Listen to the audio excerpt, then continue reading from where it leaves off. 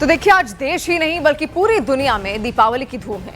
इस वक्त सबसे ज्यादा चर्चा इसी बात की होती है कि कैसे शुभ दीपावली का त्योहार मनाया जाए और किस विधि विधान से मां लक्ष्मी, भगवान गणेश जी की पूजा की जाए जिससे पूजा का पूरा लाभ मिल सके। तो आज हमारे इस शो में पूजा के हर उस विधि विधान को हम बताएंगे और दीपावली के महत्व पर भी प्रकाश डालने की कोशिश करेंगे। हमारे साथ देश के जाने माने ज्योतिषाचार्य भी यहाँ पर जुड़ेंगे। तो देखिए, ये अलग अलग तस्वीरें जो इस वक्त आप देख रहे हैं, देश में हर्षोल्लास है, दिवाली का त्योहार मनाया जा रहा है। आज का दिन महत्वपूर्ण इसलिए है क्योंकि देखिए, आज के दिन मां लक्ष्मी को प्रसन्न करना होता है और हर घर में गणेश जी और लक्ष्मी जी आज के दिन विराजमान होते हैं। तो कैसे उनकी ये कृपा हम तक पहुंचे, हमारे घरों तक पहुंचे, हमारे परिवारों तक पहुंचे, हमारे अपनों तक पहुंचे और इस पूरे देश तक पहुंचे, सबका ध्यान उसी पर केंद्रित होता है। और वो क्या विधि विधान होने वाले हैं वो भी हम आपको यहाँ पर बताएंगे। और देखिए, पंडित राकेश चतुर्वेदी जी धर्मगुरु हैं और स्वामी श्री रामदास जी वो भी हमारे साथ इस वक्त जुड़ रहे हैं। पहले तो आप दोनों का बहुत बहुत स्वागत। दीपावली का ये शुभ अवसर है, आप दोनों को भी दीपावली की ढेर सारी शुभकामनाएं। पंडित राकेश चतुर्वेदी जी, सबसे पहले आप ही से जानना चाहेंगे कि आज का दिन तो महत्वपूर्ण होता ही होता है, आज के दिन की महत्ता को एक बार फिर से आप दर्शकों को समझाइए। शिवानी जी, सादर अभिनंदन आपको भी और धन्यवाद इस मंच पर मौका देने के लिए।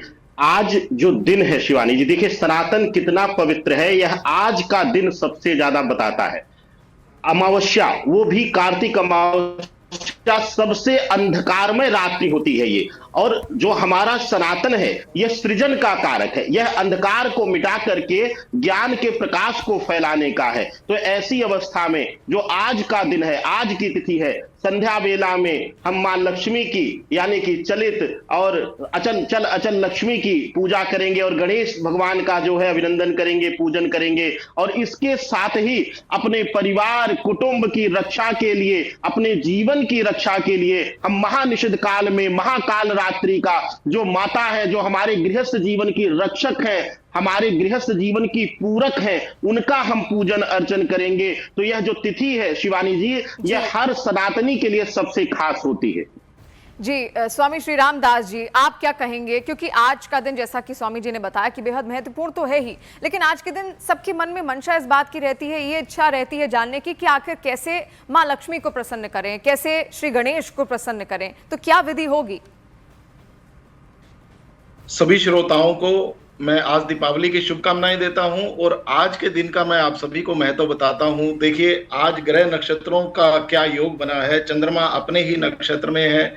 शनि और राहु, जिन ग्रहों को सबसे ज्यादा पीड़ा देने वाला बताया जाता है, वो भी गुरु के ही नक्षत्र में है और गुरु अपने ही कर्क राशि में उचके हो गए हैं और चंद्रमा भी अपने ही हस्त नक्षत्र में बैठे हैं।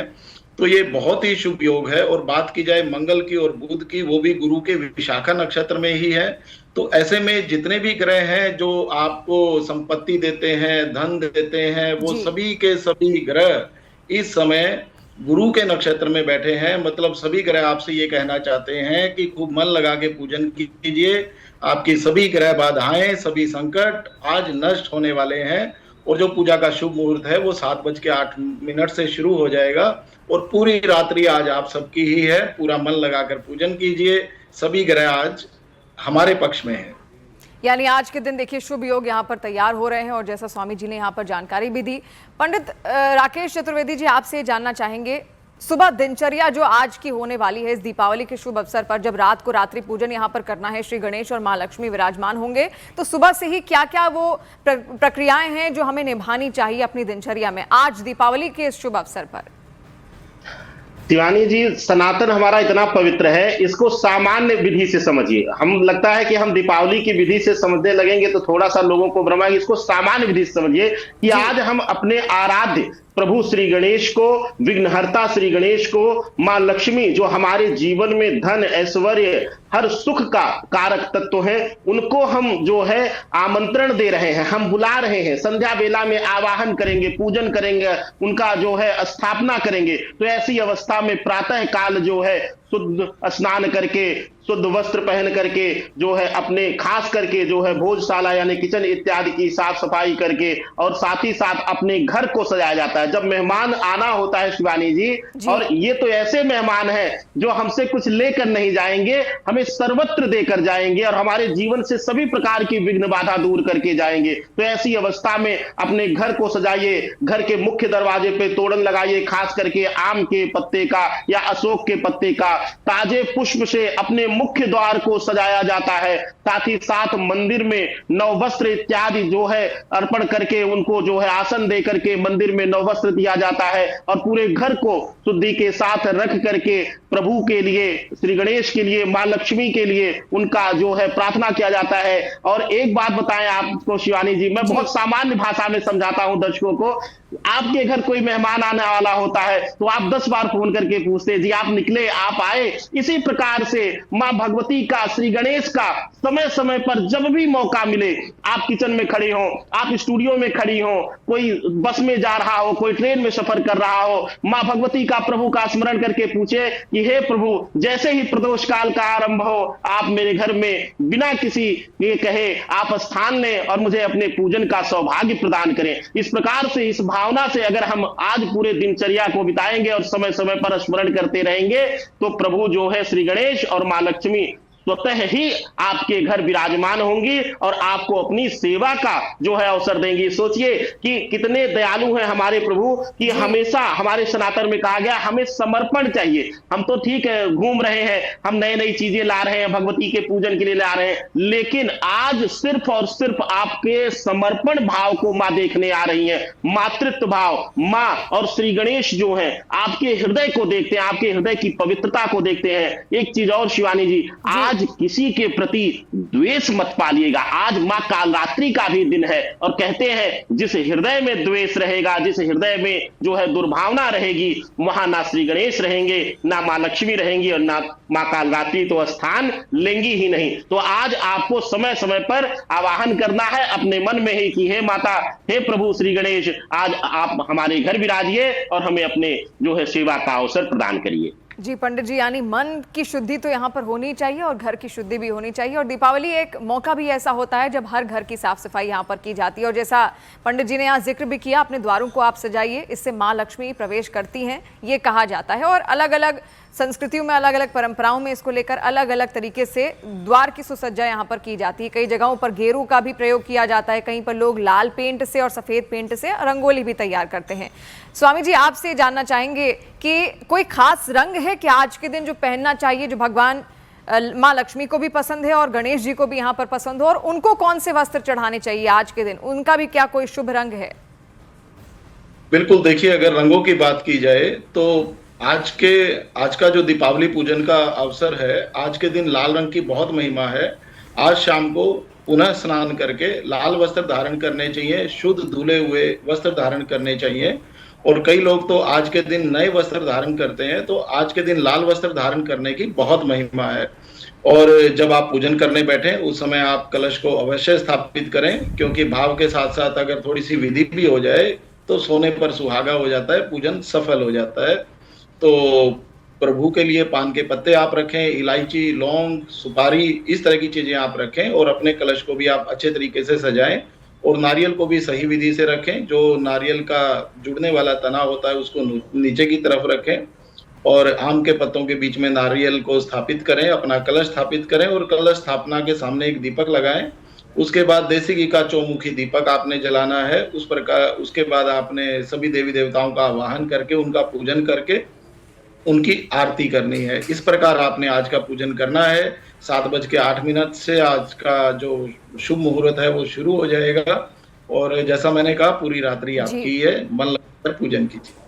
तो देखिए, मन लगाकर आपको यहाँ पर पूजन अर्चन करना है और भगवान को याद करना है, माँ लक्ष्मी को याद करना है, श्री गणेश को याद करना है, ताकि आपके घर के अंदर उनका वास हो। तो जैसे हम न्योता देते हैं ना किसी को, जैसा पंडित जी ने भी कहा, स्वामी जी ने भी कहा, बिल्कुल ठीक वैसे ही याद करके भगवान को भी अपने घर में बुलाना है ताकि उनका वास हम सबके घर में यहाँ पर हो सके। पंडित जी, जैसा स्वामी जी ने बताया, कलश आप रखें, लेकिन एक बार कई सारे सवाल लोगों के मन में कलश को लेकर भी होते हैं कि कलश स्थापना अगर करें तो कैसे करें, उसकी क्या प्रक्रिया होगी, वो भी जरा बताइए। देखिए, विशेष रूप से वरुण कलश और अक्षय कलश, अक्षय पात्र, अक्षय कलश रखने का विधान है।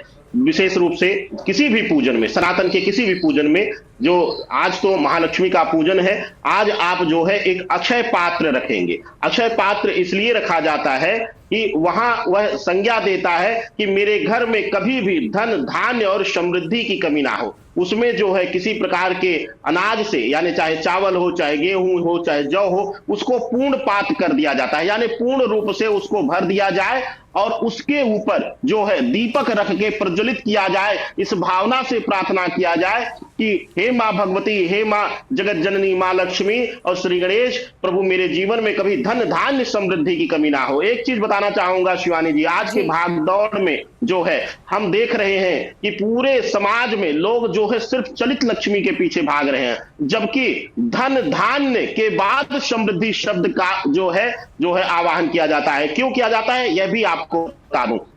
धन जो है वह हमारी जरूरतों के अनुसार हमें मिलता रहे, धान्य हमारे घर में कभी भी मां अन्नपूर्णा की कमी ना हो, और समृद्धि यानी हमारा वंश वृद्धि होता रहे, हमारे जो है अगली पीढ़ी जो है सुखी रहे, इस भाव से पूजन किया जाता है। और जो लोग सिर्फ चलित लक्ष्मी के पीछे भगते हैं, उनको कभी भी समृद्धि नहीं मिलती है। यह एक चीज ध्यान दीजिए कि यह जो दिवस है मां लक्ष्मी के पूजन का, इसमें हमें धन, धान्य का पूजन करना है। यानी कि प्रभु, कितने लोगों को आप देखिए शिवानी जी कि अकाउंट में पैसे पड़े हुए, जेब में पैसे पड़े हुए हैं, भोजन नहीं मिल पा रहा है उनको। तो सबसे बड़ा जो सुख है धन, धान्य से है, उसके बाद समृद्धि का स्थान आता है। तो आप धन, धान्य और समृद्धि की प्रार्थना करते हुए जो है पूर्ण पात्र रखें, अक्षय पात्र रखें, और एक कलश और आज आपको स्थापित करना है, जिसको हम वरुण कलश कहते हैं। जैसा कि स्वामी जी ने कहा कि विशेष रूप से कलश रखिए, उसके ऊपर जो है नारियल। तो जो आप जो है वरुण कलश रखेंगे, उसमें जल भर के रखेंगे,